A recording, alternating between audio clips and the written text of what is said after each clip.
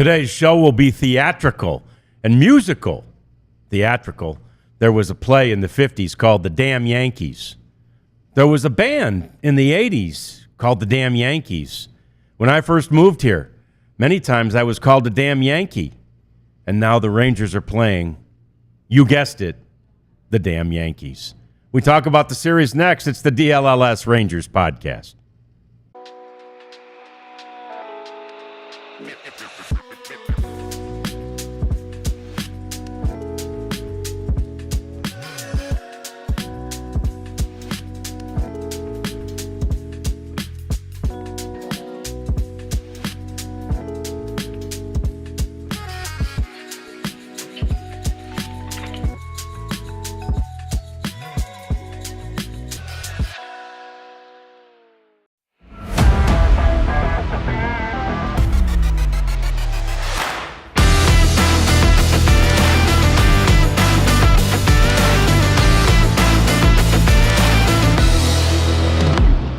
Yeah, it's 1 versus 1, the best rotation in the American League against the best offense in the American League.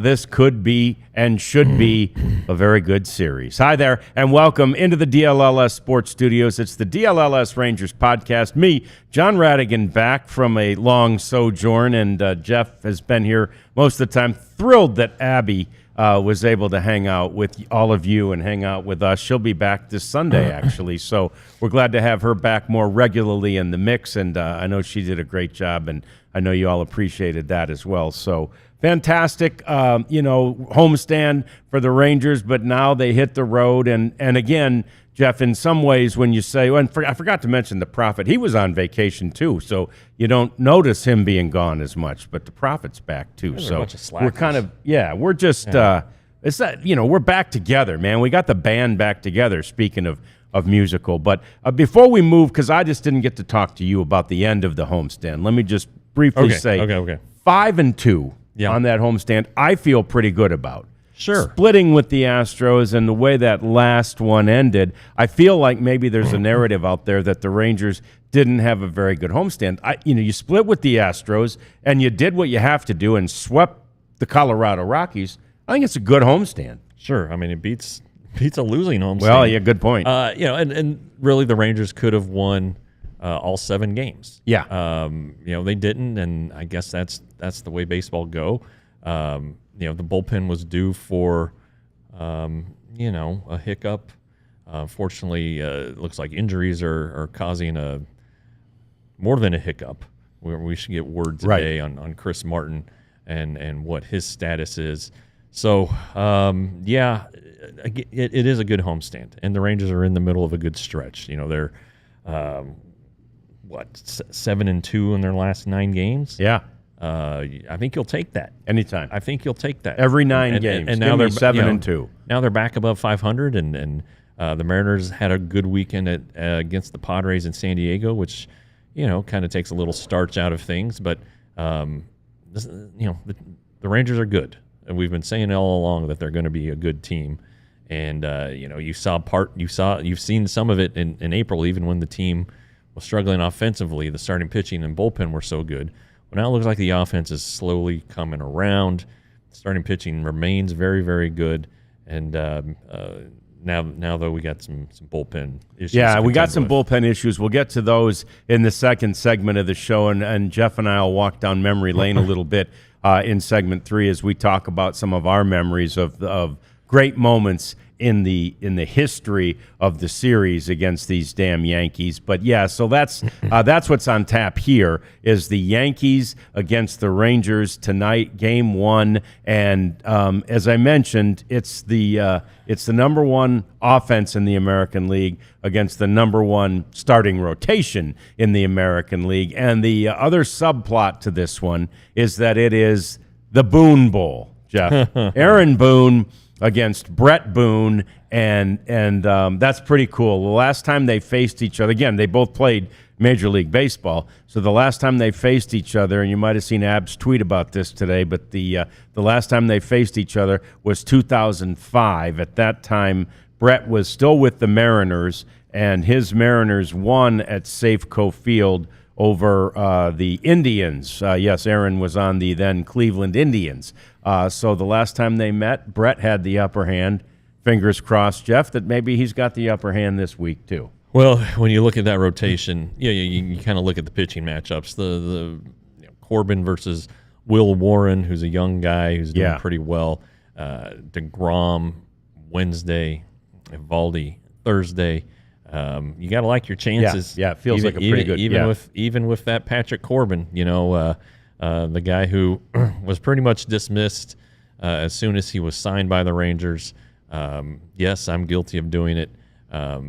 John, I don't want to convict you. I'll let the jury decide, but we all had our doubts. Yes, and he has far exceeded even the minimum expectations, and he has a pretty good track record against the Yankees. So, who knows what's going to happen? And I think you do want a lefty pitching in that ballpark. Yes. Though Aaron Judge is a hell of a right-handed hitter. You got to watch out for him, and I'm sure Patrick will pitch carefully, as they all do. There are plenty of times when Aaron Judge gets his and the Yankees still lose. So, That's true. I mean, again, it's not like in the NBA especially, you can kind of say, we're going to shut down whoever, Luka, and make everybody else beat us, right? Yeah. You ain't shutting down Aaron Judge. I mean, if he's seeing it, you won't shut him down, but there's a pretty good chance. Hold him to solo home runs, for God's sake, the way he's been hitting the ball. But in any event, the pitching rotation, I think you're right, Jeff, it lines up beautifully for the Rangers because of that, Jacob deGrom in a stretch right now, Jeff, where he is pitching. He's pitching as well as he has probably since 19, 20? He pitched. He had a great, was it 22? 21 or 22, where he took like a ERA just above 1, right at 1, maybe a little under into the All-Star break. Was injured though, missed a lot of the second half of the season. The guy's great. I mean, we've been saying it. I know a lot of Rangers fans and beat writers, myself included, hadn't seen it necessarily because he'd been in the other league. You hear about it and you catch glimpses of it. I don't know how often the Mets were on TV, probably at the same time as a Rangers game, so I wasn't able to watch it. But he's terrific. He just is. And when his mechanics are dialed in, as they appear to be now, he can absolutely dominate a lineup. And for him to go 8 innings and that last start helped on a couple fronts because the bullpen was short on arms. But it probably helped him too. He was able to clear maybe another hurdle. Sure. I don't know that he ever had any doubt he could do that, but it's the first time he'd done it in a long time. And, now he has the extra day, yesterday being the off day. Yep. No monkeying around with the rotation. Everybody stayed in order. So he's going to have an extra day's rest, which probably also allowed him to go to the 8th inning. Sure. The other day. Yeah, they one of the knew, reasons. hey, he's going to get an extra day. So it's going to be a lot of fun to watch him all season. Yes. Especially now that it looks like it's tuned in. He does. And it's going to be interesting to watch him, too, because we know that the Rangers want to limit the amount of innings he gets to a certain extent, right? Yeah. So I don't imagine there will be a steady diet of 8-inning outings. But because there are question marks right now in the bullpen, you think, well, maybe this is another time where if he's got it going, the start before that, he probably could have gone 8. And I think they yanked him after 5 because there was a big lead, and you might as well just get him out of there and keep his inning total down. But he certainly could have gone 7 in that game and maybe 8. So he's probably built up to that, that level easily. And maybe because of question marks in the bullpen, this is a time where you say, let's let him go again. Yeah, he will pitch again on this road trip. He'll pitch against the White Sox here at the end of the road trip. So he'll be on 4 days rest. Yeah. But yeah, depending on what happens with Chris Martin, how they want to fill that if indeed he goes on the injured list, which seems like just with the elbow deal a week ago today, and then the shoulder deal and the way he reacted. Let's say everything's clean.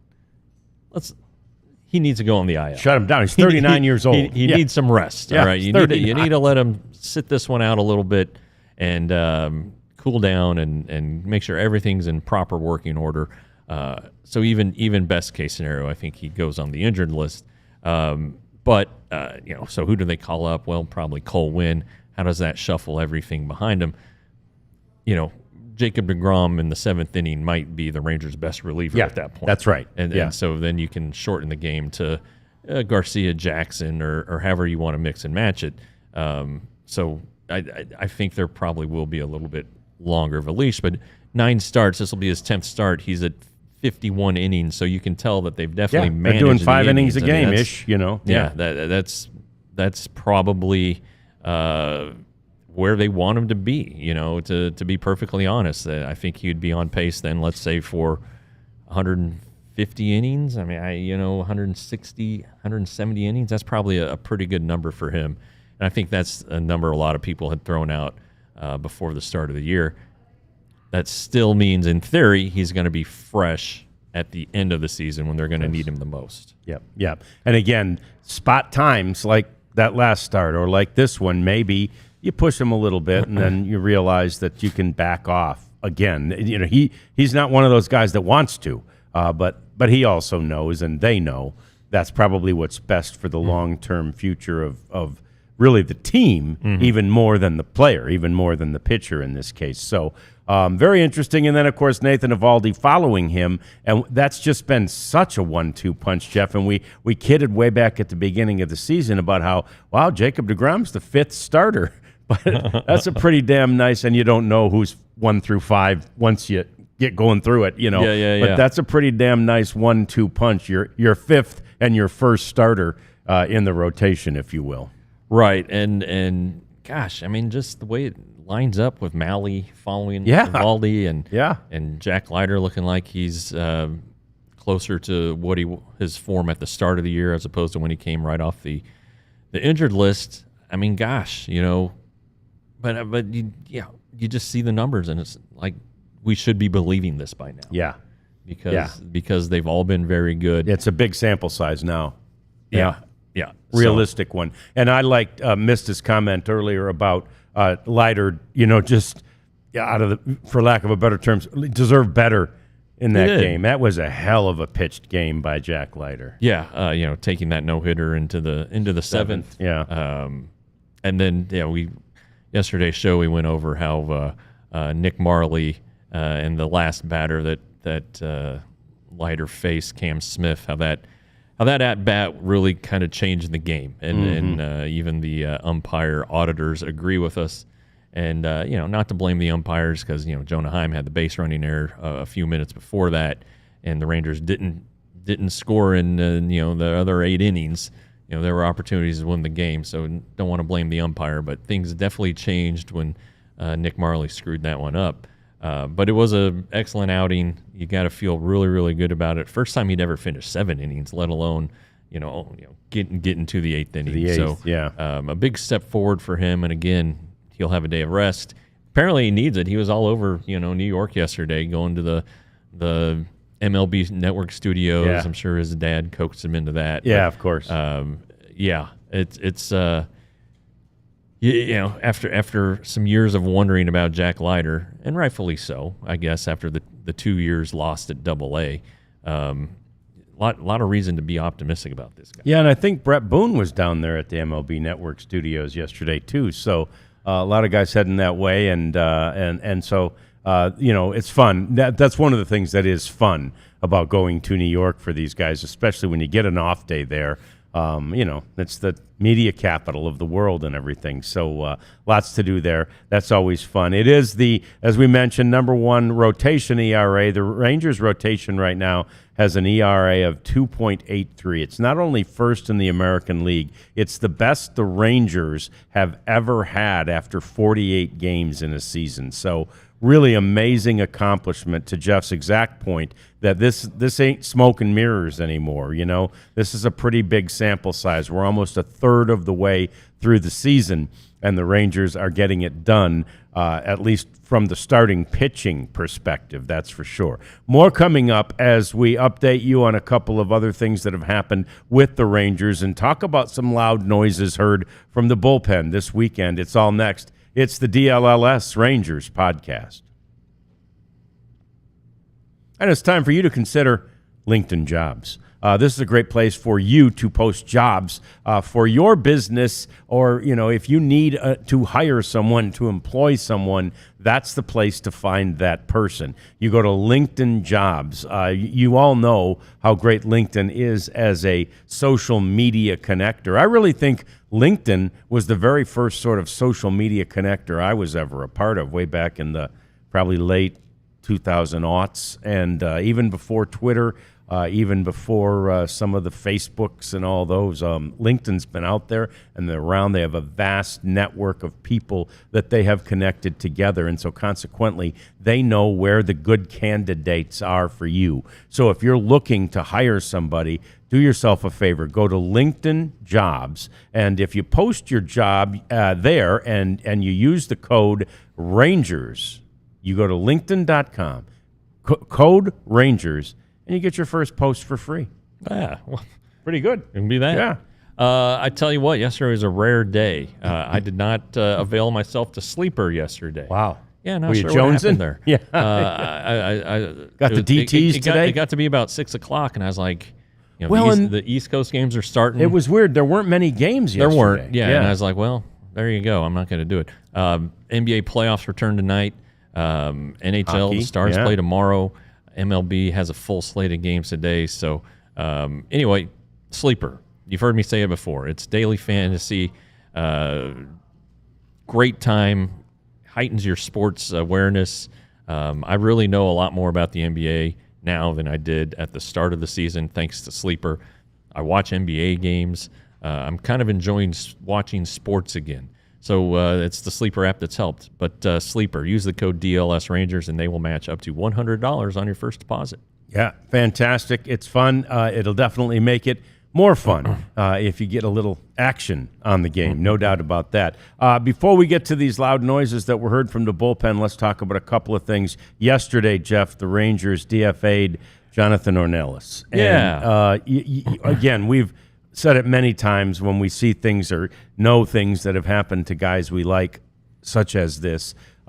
You hate it. You hate it for Jonathan, but that's just, that's the way baseball go. Sometimes. Yeah, and he's batting .204 at AAA, but that's actually up. He's actually been hitting better of late. He's such a great defensive player. Yeah, he really is. I would think that he has a chance though to get through and stay with the organization. As his first time being DFA'd, so he'll have no choice but to take the outright assignment. In his place, the Rangers picked up Michael Hellman in a waiver claim from the Pirates. Hellman's kind of been bouncing around here. Made his MLB debut last year with the Twins. Was with the Cardinals at some point this year, then the Pirates. He's also has options, and so these DFA'd players who have options are always gonna draw some attention. Interestingly, I believe he went to A&M. If I'm not mistaken, Mr. Hellman makes me think of mayonnaise. Yeah, it does. But anyway, he's going to be at Round Rock as well, and you always like these guys that can play multiple positions like Hellman can. He's not just an infielder; he can get around a little bit in the outfield too. So we'll see how it works out. But yeah, hopefully Jonathan stays with the organization because he is a grade A kid. Yeah, and that's the thing. I mean, we say because DFA kind of means different things at different times to different people at stages in their career, right? Yeah. And for a younger guy who, like you say, it's the first time he's been DFA'd, these are just those tough decisions that have to be made regarding a 40-man roster. Yeah. Right? It's the double-edged sword. I'm on the 40-man. Well, yeah, but now if they need to make a move, they have to, to DFA you. So yeah, and he was Jonathan I was a third or fourth round pick in 2018, which is the draft that had Cole Winn and Owen White right there at the top. And White is elsewhere now. You just when you start to win and you start to feel like your competitive window is there, you're gonna go with more sure things like free agent relievers. And the Rangers felt better about the likes of Hobie Milner and Robert Garcia, who they got in the trade, Chris Martin, Luke Jackson, Sean Armstrong, even Jacob Webb. Mm-hmm. So that then puts these prospects who've been in the organization for a while and haven't quite hit yet. It puts them on the hot seat, if you will. And sometimes you just run out of spots. And when the Rangers have to start adding the guys on the 60-day back, Hellman and Gerson Garabito, the miracle of all miracles that he's still on the 40-man roster. Yeah. They're going to start feeling the heat a little bit. Sure. So anyway, like I said, hopefully Jonathan hangs around because he's a friend of the DLLS Weekly podcast and a friend of ours. Yeah, very much so. Hellman, by the way, he's a Lincoln, Nebraska kid. Went to high school there and then went to Hutchinson Community College and killed it. And then transferred to A&M. He had a year, 2018, at Texas A&M, where he hit 369 with 6 bombs. So that's pretty good. Yeah, that's not bad. That'll work. That's not too bad. Yeah. So the bullpen this weekend, and I guess it probably does extend all the way back to that first noise that was heard from the bullpen last week, which was Chris Martin's elbow, right? And I'm not sure it was the elbow heard around the ballpark, but Chris Martin heard it. And right. Again, like you said, thankfully there was a big-time bullet dodged there. It wasn't anything, and it came back completely clean. And then Chris Martin felt, and you could just see it. I mean, when he threw a pitch, or was it 2 that he got off the other day, and you could see he just was wincing in pain as he left the mound, and maybe there was even more than pain there, just some frustration and some disappointment that his body was letting him down. But then, as a result of that, and again, back to that lighter game, there were some loud noises allowed by the bullpen. In that case, Armstrong that day just didn't quite have it. Yeah, and those things happen. They really do. And Armstrong had been so good earlier in the week, saved a couple ball saves, games. Didn't he? Yeah. And so just where the Rangers were, and it was difficult. They were trying to wait out these injuries that they didn't think were IL injuries. They thought they could buy some time, and it ended up not buying time. So, or it ended up not working out in one case. So yeah, it's tough. And then at that point, and going back to Friday's game, you got to decide if you're the manager, who do I want to use? Right. And Armstrong was available for 1 out. Go in, get an out, and it's over. Yeah. He gives up the lead. So at that point, it's like, well, do I want to bring in the guy who's warming, Chris Martin? Well, no, you want to save him in case you reclaim the lead. Sure. Well, that didn't happen. It was a 3-run homer. And so those are just the management things, bullpen stuff at every game. But it's not just that day. It's who has worked the previous days, who's been working so much the whole year. Who do you want for the rest of the weekend? It's just it's hard. Right. The stuff that happened Sunday in the 8th, when Martin came in and got hurt, it set up perfectly for him because the Astros had a bunch of right-handed hitters coming up or options off the bench who are right-handed, and it just having to bring in Robert Garcia at that point kind of fed right into their hands. And Isaac Paredes got the barrel out on a pitch. Yeah. He was off balance and yanked it out anyway. But that's just I feel silly saying it all the time, but that's baseball. It is, but then if you look at it from a bigger picture perspective, the high leverage guys, right now, the guys who you're counting on to be the back end of this bullpen are all north of 30. Some of them significantly north. I think, is Garcia 30? Robert Garcia's just 30. I'm not sure off the top of my head. 30, but it's a lot. But the rest of them, even Milner, I think, is 33. I mean, the high leverage guys are all north of 30. And so you have to just be careful with usage. And obviously, we know Bruce Bochy is a bullpen whisperer. He's a bullpen master. So we know that's front of mind for him. But I think this weekend highlights, usage overusage is it's probably a problem for any age, but certainly for some of these guys that are getting a little long in the tooth. Well, and you want your bullpen guys healthy and fresh at the end of the year, Sure. like you want DeGrom healthy. And if you want to go back to 2011, the World Series there, the Rangers were riding Mike Adams, yes, and Lexi Ogando really hard. They were, and they got tired. You could see it late in that World Series. They just weren't as crisp and as good. That's why Derek Holland was in the bullpen for making appearances. After his start that was so good in game 4, but he needed to pitch. They needed him to pitch in game 6 and 7. So that kind of tells you these guys do wear down, and you don't want to see that for sure. And so it's all part of the big puzzle. The big puzzle is playing until the end of October, and the Rangers intend to do that. Bruce Bochy's done that 4 times in his career. Yeah, and 5 if you count the loss when he was the Padres manager. Yeah, but so he knows how to get there. Mike Maddox knows how to get there. That's not to say you're not going to get reinforcements. Josh Sborza is going to help. Yeah, absolutely. John Gray potentially and Cody Bradford are going to help. Yep. All coming back, and who knows what they're going to do at the trade deadline. But bullpen management is very, very difficult. And then when you lose 2 key guys, even if it's just for 4 or 5 days, and now this Martin thing looks like it's going to be, longer. The minimum 15 at least, but it feels like it's going to be longer. Well, that makes it harder. I think right off the top, maybe it was Mista who talked about David Robertson.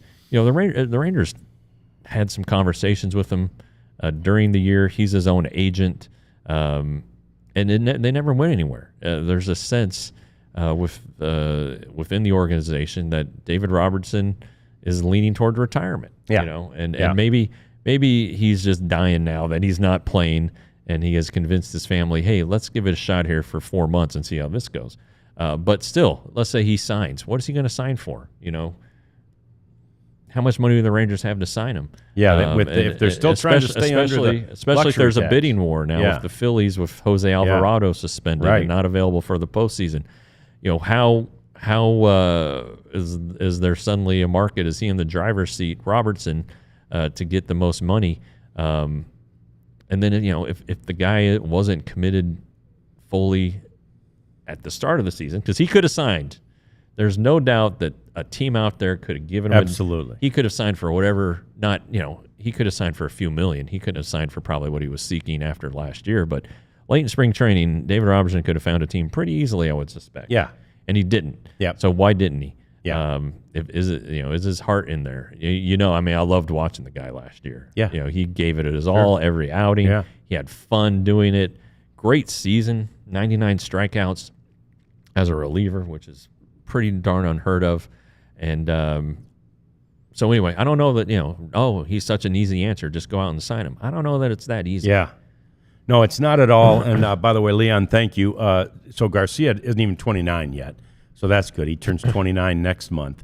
But yes, to your point, David Robertson is still going to want more money than probably the Rangers have to spend. Yeah. And he's also 40, right? We were just talking about the problems with these aging veterans in the bullpen. And so that one, I'm not sure that necessarily addresses the need, at least not specifically. And the Rangers do know they're going to have arms available to throw toward the bullpen. Probably the one that comes to mind soonest is Kumar Rocker. I don't think anybody wants to make his future a relief pitcher, but right now it's going to be very hard for him to break into this rotation. It's the number 1 rotation in baseball. So when he comes back, and if he's healthy and no one else gets hurt in the meantime, maybe you do let him try that. He's if in the bullpen you can be a 2-pitch guy. Yeah. And his 2 pitches are pretty dang good. Yeah. That one's a tough call. I think that honestly the Rangers would rather try Teodo there than Rocker. Just they think the future's there. But then again, like you'd think, oh, just put Corbin in the bullpen. Well, Corbin doesn't really solve your problem. Right. Your problem is that you need somebody who throws hard and is going to go out there and miss bats and do those things late in games. Patrick Corbin's not a 8th inning guy if he becomes a reliever. I think he's a multi-inning guy. He's just, maybe he's Hobie Milner, that type of scenario. So I'm not sure. This is we talked about it a little bit yesterday. This is a pretty interesting dilemma that the Rangers are going to be faced with here in a couple weeks. Yeah, won't be too long now, and it'll be lots of interest in that and lots of fodder for our show, which, of course, we always like. There's more coming up as we're going to walk down memory lane. There are just so many series memories and playoff memories between the Yankees and the Rangers, and we get to some of those next as we continue with the DLLS Rangers podcast. But first, we're going to talk about... Oh, actually, I got to talk Are we going to do Mando first? So let me say this. Let me just say this. Don't forget the feet. Ooh, the feet. The feet. Because Mando, and look, I mean, Mando gave us an order, really, to talk about things that we're not supposed to talk about in mixed company. And like the 14-year-old boy in all of us, just came out immediately and has been there for 2 weeks talking about the grundle and the package and all that. But the reality is, don't forget the feet. They say right on the package of the Mandos, the deodorant wipes, they say for your pits, your package, and your feet. Ooh, feet. And I got to be honest with you, I've forgotten the feet. So I'm now, and I got sweaty feet. I hate to tell you. So my feet will stink on you. But not anymore because I got Mando on them. You should try the Mando. And don't forget the feet. You get $5 off your starter pack with the code DLLS at Mando. Well, Empire Today is going to give you $350 off your new floors, empiretoday.com/DLLS. Empire Today, they're an OG sponsor of DLLS, and we love them, not just for being our sponsor, but for the high-quality products they produce for you and your family in your homes, and they've been doing it for years. Everybody knows their jingle, and our floors here in the big lounge area are courtesy of Empire Today, so we thank them for that. But what you do, you get a free in-home estimate, get somebody out to your house. They help you pick out the colors and everything that goes with your cabinets or your furniture or your paint on the walls, whatever it is. They want to give you the home field advantage, and they can start the next day. So again, empiretoday.com/DLLS for $350 off new floors. Yeah, and if you think about it, don't forget the feet could apply to the Empire Today ad too. 100%. You put your feet into that nice new plush shag carpeting that you've decided to buy, and because you've got the Mando on there, you don't stink up the carpeting. So, I mean, look at that little double dip on the commercial read there. Okay, so Yankees memories. I mean, growing up as a fan of a team that was in the American League East, I saw those Yankees for so many years playing against the Tigers and so forth. And then my family moved out east for one summer, and we, because we were American League people, we went to Yankee games a lot. It was when the Yankee Stadium renovation took place, so the Yankees were playing at Shea in the early 70s or mid-70s, whatever it was. And anyway, so I've got this long history and love-hate with the Yankees because I did really. I mean, I was there in the era of Thurman Munson and Chris Chambliss and all those guys. I mean, these were great teams, and so Craig Nettles. I mean, and anyway, so but they're the team everybody wants to beat, right? And that certainly became true for the Rangers in the 90s. And in '96, the first year the Rangers made the playoffs, it was unbelievable. They went to New York to start that series, and they won Game 1. Right. They won Game 1 of that series, and we were just beside ourselves. And then, Jeff, and you weren't there for it as I was able to be, but you've seen the story. Then they really had Game 2 in the bag. Right. They should have won Game 2 of that series, and the bullpen imploded with Mike Hennemans and Jeff Russells of the world. Right. And then they lost the rest of them. Yeah, I mean, they lost the rest of the games in the series, and the next one, and the next one after that. 3 in a row to the Yankees. So that is where you build up this, truly, that's how you build a rivalry. The Yankees certainly wouldn't have said in the year 2000 that the Rangers are a rival. But I promise you the Rangers would have said the Yankees are. Yeah, well, and then, go to 2010, and I kind of got some things screwed up yesterday. But 2010, Game 1, Rangers are up 5-1 and lose the game. And lost the game. And I, with all the people that had been around for those 90s series, and that was at home. That was at Globe Life Park. And I was saying to all those people who had been around for those, here we go again. This is the 90s all over. The Rangers should have won that game. They lost it. They're dead. They're dead in this series. And clearly they were not. And you know who didn't believe that? The team. Yeah. Right? And that was the thing. I think in the late 90s, after what happened in 96, and again, those guys are our good friends, the Mark McLemores of the world and all those guys. But I think they got the Yankees in their head. I mean, I think their eyes got wide, and they kind of had the Yankees in their head. That group then with the Michael Young and the Ian Kinsler and the Josh Hamilton, Yankees weren't in their head. And I remember going into the clubhouse. I was doing a post-game show, so I didn't go in post-game of Game 1. But I went in prior to Game 2, and it was just like, no, we're fine. No, we're going to be good. No, we're fine. Like everybody, and it wasn't platitudes. It was confidence, right? Yeah. And actually, I must say, I even felt better, even though after Game 1, I thought, oh, yeah, they're going to sweep. This is done. Forget this, Well, Colby Lewis. he had something to say. That was when he kind of emerged as the great postseason pitcher that he was. He won Game 2, and then of course the clincher. Now, what I screwed up yesterday, I had my games 3 and 4 backwards. 4 was the Cliff Lee game. Game right? 3 was Cliff Lee. Oh, Cliff Lee was 3. Okay, flat out dominated. Was fantastic. Hamilton homered and doubled in that game, and then Game 4 was the Derek Holland relief appearance. Yep. And the Benji Molina home run, and of course Hamilton was fantastic in that one too. He was the series MVP. They basically started giving him the Barry Bonds treatment. They just were like, we're not going to pitch to pitch to this guy anymore. Yep. But yeah, Hamilton hit 2 home runs in that game. I had him hitting 2 home runs in Game 3 when he only hit 1 game and doubled. But the point is, to take the 3-1 series lead, CJ didn't pitch very well again in Game 5. But the Rangers still went home, had 2 chances to win at home, only needed the one chance. Only one. And again, Colby Lewis. Lewis, 8 innings. 8 innings. We've had him on the weekly show. He's a good friend and has changed my life really with the introduction of the lunchbox, his favorite cocktail.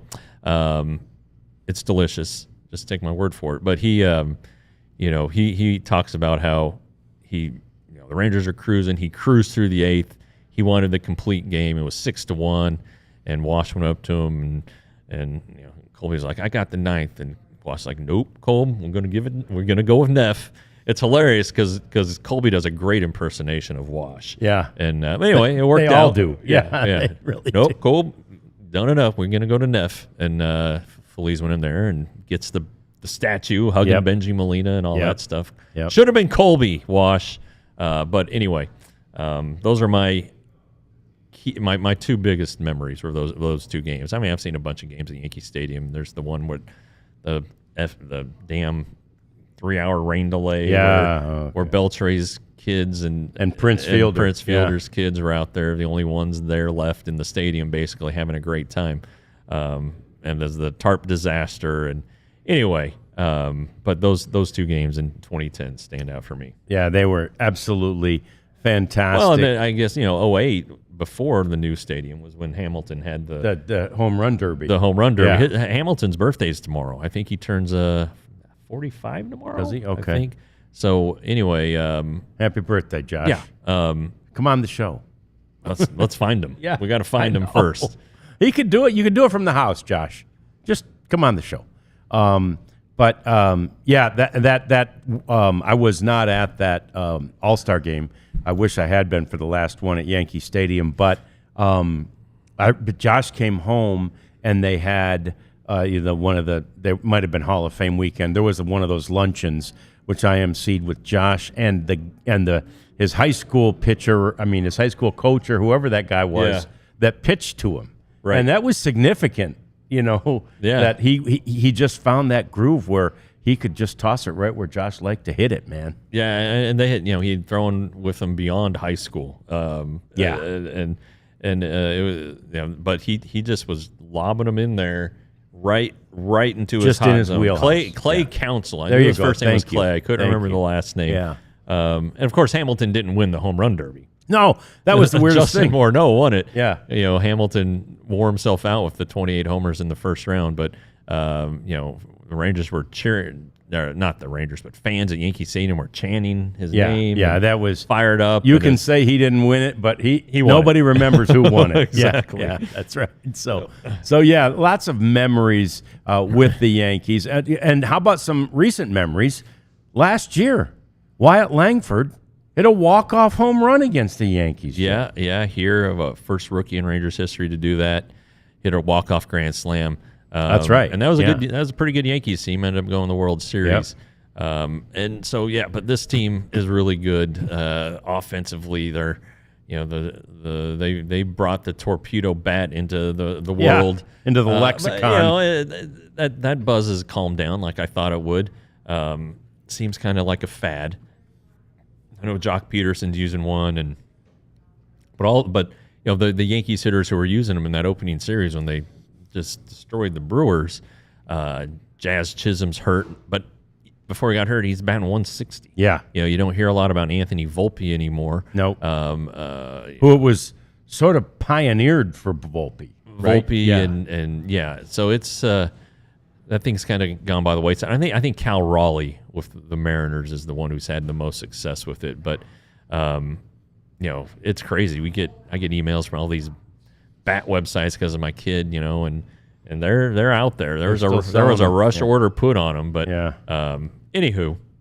Yeah, so Yankees offensively, slash line of 261, 347, 475, and 822. And again, now in this day and age, a 261 team batting average, Jeff, is pretty good. I mean, It it's is good enough to be best in the American League, by the way. Well, it helps when you have a 400 hitter, right? Who's leading the Triple Crown categories. And I know you guys did that on the show yesterday, but we can't discount in any way all that guy is doing this year. I mean, well, it is crazy. I think the position switch has helped. Yeah, not having to be in center field helps take care of his health and his body. And but I watched him last week when I saw him that Jock Peterson story when they showed his average. Yeah, he's a good hitter. He's not just a power guy. Aaron Judge is a good hitter. Yeah, he knows how to hit. Can hit in any count. Yeah, he's going to strike out a lot, but it's impressive to watch now. And we had talked about 400 with Brett and Gwynn. We talked about it again yesterday. Judge is at 401. Ted Williams in 41 hit 406. A long way to go for Aaron Judge. Yeah. But still, with guys who don't hit 300 anymore, even think to about be at 400, it's like wow. Yeah. Even though it's only May 20th. Yeah, it's still pretty surprising to see. Yeah, we're not even a third of the way through the season, but that's a lot longer than anybody's carried 400 in a decade or more. And nowadays, if you're carrying 300 a third of the way through the season, you're feeling pretty good. So, and in part, that's how good the pitchers have become with all their new tricks and the spin rates and all those kinds of things. So, this Yankees series is bound to be fun. And of course, what makes it more fun is as we look at it, it feels like the Rangers have a slight advantage. Again, I know the Yankees are great hitters, but the Rangers starting pitching lining up very well against this Yankees team. So best test of the season for the rotation. Yeah, it is. It really is. And we've got 2 of the 3 best going. The Tigers are up there too. Let's not forget that's about right. that. And they took 2 out of 3 there. Yeah. That's right. So in fact, I think the Tigers do have the second best offense, and I think there's only 3 American League teams in the top 10 in total offense right now. So anyway, we got more coming up as we bat cleanup. It's time to clean this thing up. We do it next. It's the DLLS Rangers podcast. And the sale is over, so why don't you forget about that and just become a diehard. That way you get a free T-shirt. Like, free is even better than 75% off, to be honest. And it's damn sure better than 30% off. It's free. So become a diehard today. Get all the stuff that is written behind the paywall. There's exclusive stuff there. I'm sure we did all kinds of stuff. Yesterday was a big day here at DLLS. As Jason Kidd and Nate Newton and Will McClay were all on the Mavs, obviously, and then the Cowboys show. So these off seasons, these other teams are trying to compete with us for all the different guests we got. They really are. They're trying to get in on our act. Yeah, they're trying to get in on that, and so we set a high bar, and they're reaching it. So very good for them. But in any event, become a diehard, and you get all the stuff, the behind-the-scenes stuff, and all the stuff we write at the website. You get that free T-shirt. You get 20% off all of the merchandise and all of the events that we have. There's so many reasons to spend your $79.99. It's not even $80. $79.99 and become a diehard. And when you do, you get a free shirt like John's wearing. I have one underneath. I have the Mavs. Let me flash you guys here. See if you can get a piece of that. Oh, beautiful. Yeah. I do not recommend flashing, though. No. But anyway, store.allcitynetwork.com. It's where you can get all kinds of shirts. If you're a Stars fan, and why wouldn't you be here as they start the Western Conference Finals, get that Finnish Mafia shirt. It's one of the best sellers across our network, one of the best sellers, honestly, in All-City history. Those Finns can play them some hockey. So what wasn't it the 1980 team, U.S. hockey team, they had to beat Finland to win the gold medal. So that's right. Forget about the Russians. It was Finland that was the problem all along. Yeah. Anyway, store.allcitynetwork.com. Yeah, my son-in-law is a huge Stars fan, as really everybody is this time of year when they're running like this. But he asked his wife, my daughter, can we get a Finnish flag to hang on the outside of the house? So I think I'm going to buy him one of those Finland Mafia shirts because they are fantastic, and the Stars are fantastic. What a fun run that they're on. They, though, are not a part of the cleanup segment. We start that actually with a guy who I get up this morning and I'm on Twitter, and one of my great follows, and if you like the NBA at all, you should follow him too. It's my good friend Antonio Daniels, and AD and I did Thunder live for years when Missouri? I was still at Bally. He actually went to Bowling Green, and then he was the either 2 or 3 overall pick of the then Vancouver Grizzlies. Oh, okay. And then he played a long time in the league and won a championship with the Spurs. Okay. And makes his home in San Antonio now. And anyway, great guy, Antonio, and he does. He's the color commentator on the New Orleans Pelicans broadcast each and every night, so you can watch him there on. I think they're still on FanDuel, but in any event, so I get up this morning and right at the top of my Twitter feed is Antonio going back and forth with this guy, and this guy's like, "I knew he's, you think he's so great, and da da da da da, and he's just a druggie, he's on PEDs and yada yada," and I'm like, "What are we talking about here?" Jose Alvarado is a kind of a good, I think he's like the 6th man for the Pelicans. And he's a good kid. He's he's a tough kid. He's from Brooklyn. He's the kind of kid you wouldn't expect to be a great NBA player. And he really comes off the bench for them and gives them a lot. And finally, AD very calmly says, it's Jose Alvarado of the Phillies, not Jose Alvarado of the Pelicans. So, but yeah, Jose Alvarado of the Phillies, lo and behold, has tested positive for testosterone, Jeff, and he's out for 80, right? But includes the postseason. Right. That's the kicker now with these suspensions is it'll cost you and your team the postseason. The Phillies, of course, have postseason aspirations. And World Series aspirations. World Series aspirations. Yeah. So that's why they're reportedly talking to David Robertson. So what? It happens. It happened to our friend Jerks and Profar, I still don't understand why guys would even mess with this stuff. They know what's coming. I guess financial incentive is why they do it. Profar signed the biggest contract of his career, and I don't know, what excuses he's has, whether it's something to do with a health issue that's been unreported, or testosterone. In Alvarado's case, he was thinking about fertility, or are they trying to have is he trying to get his lady friend wife pregnant? But they have waivers for those. Yes, you can get that's waivers right. for those. Yeah. So it's like, take the extra step. Make sure your agent knows what you're doing. And Scott Boras is Profar's agent, so I'm assuming that he would have known. I just don't see outside of the money thing. And if that's what it is, okay, that's what it is. But still, yeah, there's plenty of money to be made, really, even without all of that. And it's confounding, and I'm sure it's frustrating. Those Philly fans, any Cowboys fan. I mean, we don't do much with the Philadelphia Phillies, but everybody here knows what that fan base is like, based on the Eagles, and they're just as rabid for the Phillies as they are for the Eagles. And I promise you, like, sports talk radio in Philly is just a buzz with Jose Alvarado talk, and they're not happy up there about that, and I don't blame them. A much happier story, though, and both the Prophet and I were actually in Chicago as part of vacation, and that town is still buzzing about Pope Leo. So, and I've got a good friend who's he's actually a Catholic bishop, and he's in the part of the Chicago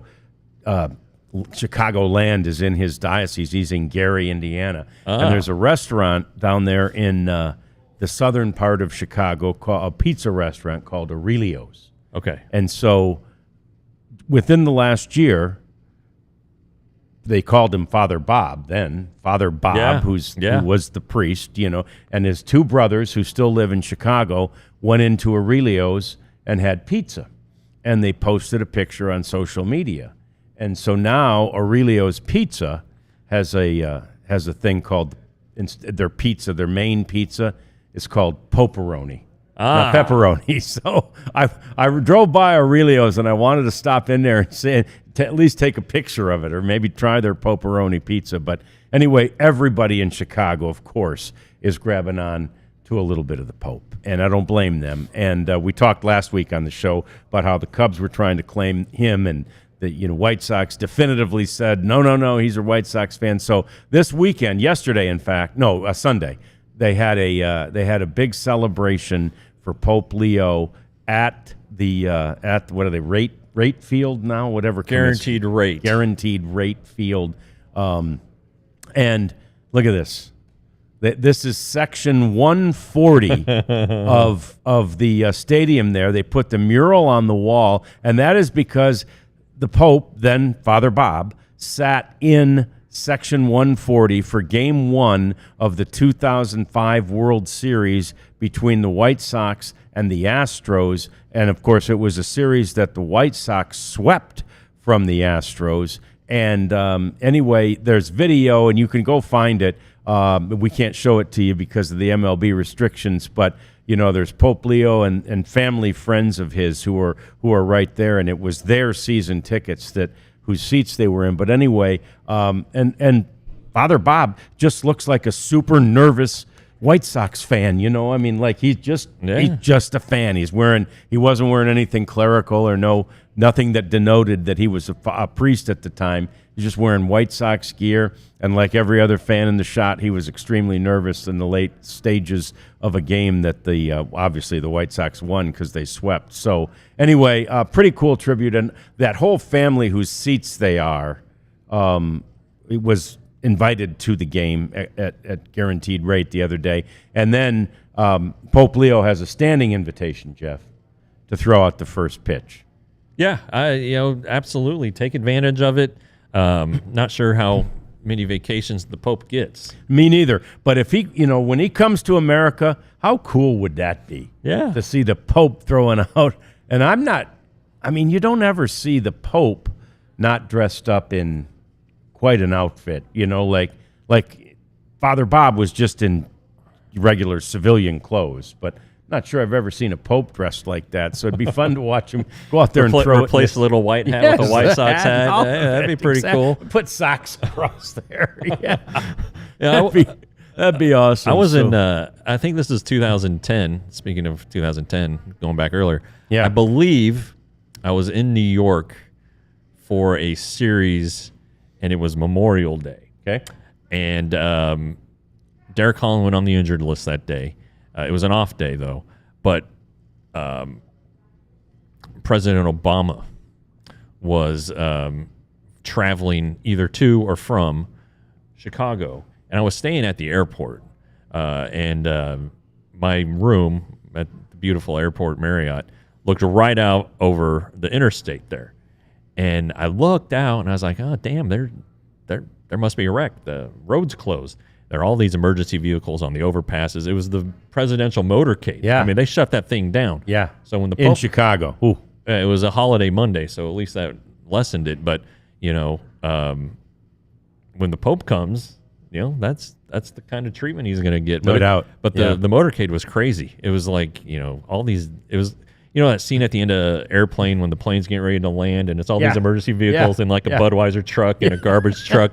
I'm serious. There was all kinds of things in this motorcade. It was hysterical. To make sure that President Obama was safe getting to Chicago. That's fantastic. So I wanted to mention, not because, obviously every team goes through little losing streaks, but the Dodgers losing streak, just because, again, I'm famously predicted they wouldn't make the World Series. Wouldn't win. I didn't say wouldn't make. I just said they wouldn't win the World Series. And good. My prediction's coming through. They lost. Not only have they lost 4 in a row, Jeff, but 3 of those were to the Angels. The mighty Angels. Wash. Yeah.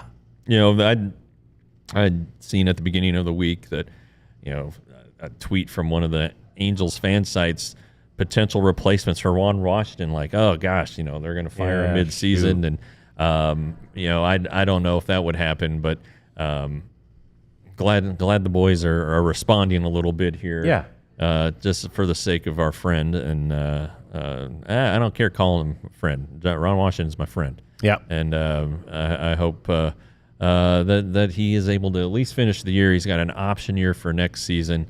They're better. They're a better team. They are. They're way better than they were last year. They still have the same pitfalls that young teams deal with, but they're a better team right now than they were last year. Finally, and I don't know if you've seen anything on this, Jeff, but I only put it in the show because it came from Rosenthal, came from Ken Rosenthal, and we see lots of reports out there, and a lot of them we don't believe, and they don't wind up being true. But Rosenthal is behind one that suggests that Bryce Harper to the Pirates is a possibility. I mean, there's no way that can be true, can there? I mean, he's just doubled down with the Phillies. The only way would be the only possible way that would happen would be Paul Skeens, right? And I don't know. And can you imagine how pissed Bryce Harper would be? Oh my gosh! Yeah, I would imagine that he has some no trade protection in there. It sure seemed like it. Yeah. So I don't know. No, that's a crazy one. That one seems like a far-fetched one, and we'll have to do a little more digging on that. But again, the source is fairly credible in this case. I mean, Ken Rosenthal, but again, they all kind of have to, I don't know, get clicks too. Yeah. Right. Boo is in the chat. Boo, it's good to see you. Howdy to you. Leon's always there. Blake has become a regular. Mista's a regular. So thank all of you guys for being in here and watching. Scoop's pretty much a regular. Yep. Rarities, maybe he's listening.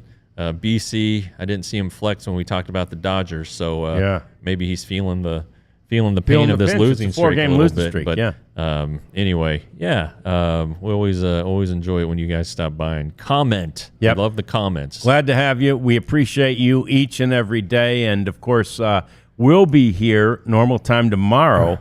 But what time are we scheduled for? Is it 3:00 on?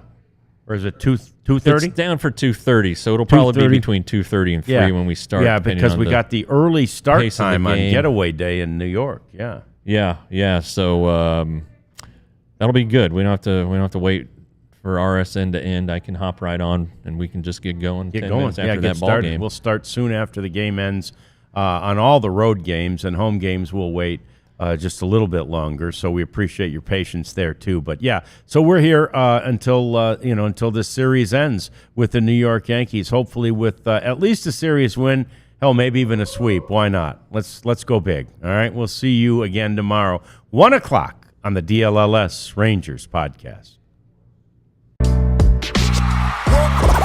all silly like the mayor.